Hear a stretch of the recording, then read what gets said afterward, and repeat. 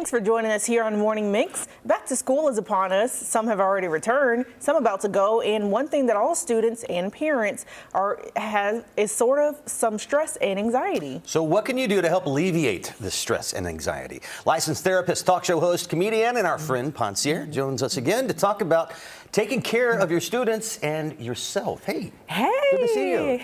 I'm happy to be back. Haven't seen you since the big show on the 20th. Congratulations with that. Thank you so much. Absolutely. I really appreciate everyone's support. A lot of stuff that was happening here. Today, we're talking about the dealing with the back-to-school stress, which is prevalent now throughout the area because all the kids are heading back. So what are some common sources of anxiety that students and parents typically experience as this new year approaches? Yeah, absolutely. But first, can we just say that this summer has went by so fast? Oh, yeah. Exactly. I'm like, I cannot believe that the students are about to return to school.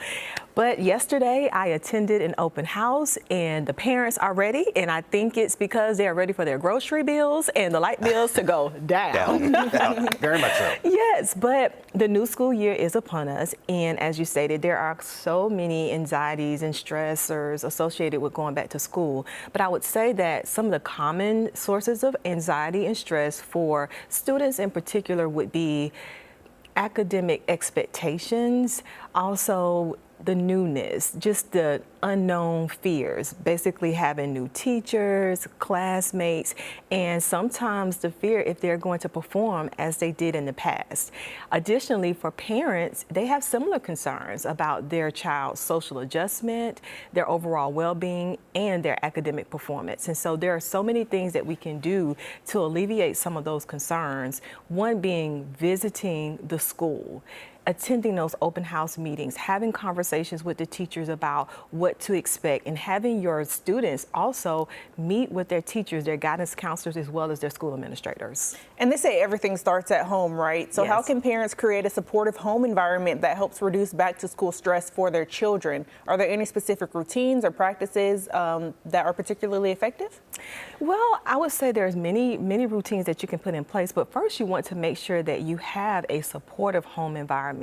And what I mean by that is a home environment that the student or your child feels very safe expressing their feelings, their thoughts, and their concerns. You want to also make sure that that home environment is physically safe, that all of their basic needs are being met. Right. And with regards to some practical strategies, you want to make sure that you are establishing routines for your child.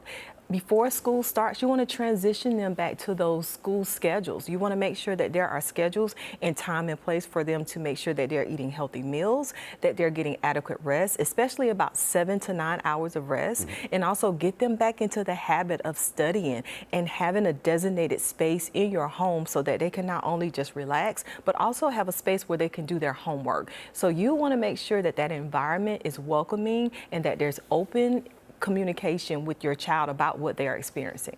You mentioned the newness earlier. You've got the kids that are going to new grades. Some could be transitioning to new schools overall. So are there any strategies that can help them feel more comfortable these first few weeks? Absolutely. We touched on it a little bit earlier, but I would definitely say visit the school beforehand. I think attending orientation sessions and attending open house meetings are so critically important because you want your child to be very familiar with their environment beforehand. You want to make sure that they know who their teachers are, their homeroom. You want them to know who their counselors are or social workers, because in the event that that student starts to feel overwhelmed, stressed, or is having difficulty adjusting, you want to identify the trusted adults within the school system that they can go to help with that adjustment period.